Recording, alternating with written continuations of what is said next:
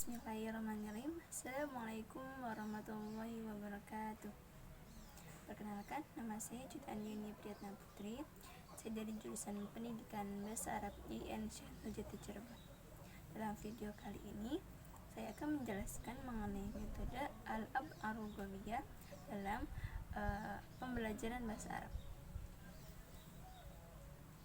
Pertama, pengertian dari Al-Ab Ar-Rughawiyah adalah suatu aktivitas yang memiliki aturan, tujuan, dan mengandung unsur hiburan yang menyenangkan. Dan urgensi dari metode ini adalah membawa kegiatan pembelajaran ke dalam suasana yang menyenangkan, sebab umumnya kalau orang sudah merasa senang ketika belajar, maka untuk materi yang selanjutnya ini dapat mudah mereka kuasai. Pembahasan selanjutnya yaitu mengenai karakteristik dalam metode ini. Karakteristik dari metode ini adalah sebagai proses pendekatan murid dengan guru atau siswa dengan murid memperoleh kegembiraan dan untuk melatih keterampilan berbahasa. Selanjutnya yaitu permainan bahasa yang baik ini apa sih? Nah, permainan bahasa yang baik ini tercermin dari pengajaran guru yang baik pula dan dapat menghilangkan kejenuhan serta kepenatan. Karena dalam permainan bahasa ini ada unsur hiburan dan kompetisi yang bisa membantu meningkatkan motivasi belajar bagi siswa. Ada beberapa jenis permainan bahasa. Yang pertama ada menyusun kata, acak kata, tebak makna, menyusun kalimat, brainstorming, pasang di tempat, pesan berantai, tebak gambar, dan ada juga cerita gotong royong. Selanjutnya yaitu bentuk keterlibatan siswa dalam permainan bahasa.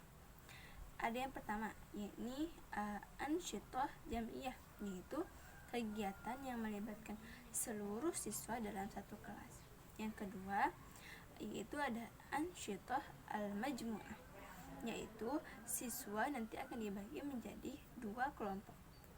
Yang ketiga yaitu ada ansyitah al-fariq, yaitu siswa dibagi menjadi beberapa kelompok kecil. Yang keempat ansyitah tsunaiyah, yaitu kegiatan permainan bahasa yang dilakukan oleh siswa dalam bentuk 2 orang. Ada juga ansyitah fardiyah, yaitu dilakukan oleh siswa secara individual.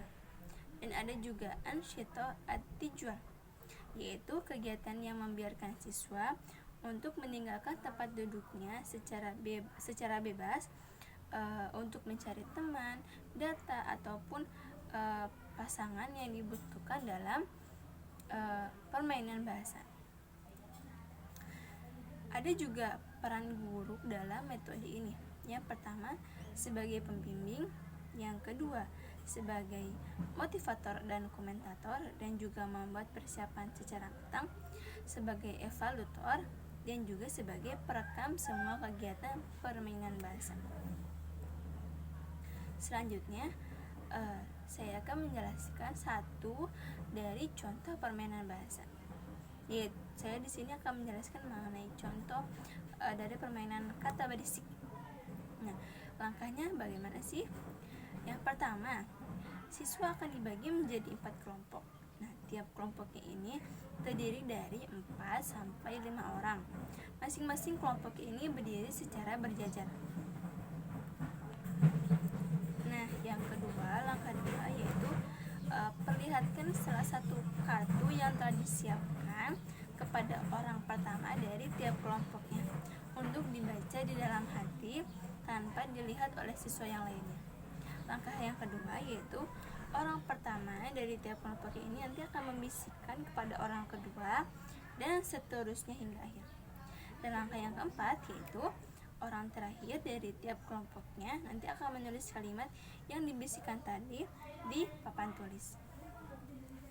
Nah, langkah yang kelima yaitu guru memperlihatkan kartu yang berisi tulisan yang benar untuk dibandingkan dengan tulisan siswa yang ada di papan tulis.